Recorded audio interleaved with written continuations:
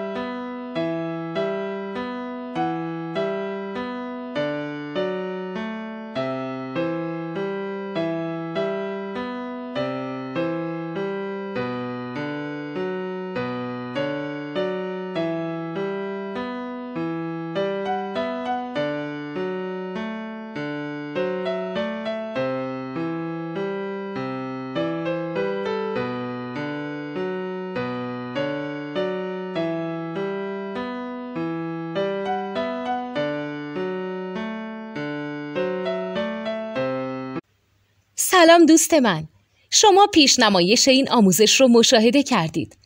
برای دیدن آموزش به صورت کامل میتونید به وبسایت نوت 2 که مرجع آموزش موسیقی هست مراجعه کنید.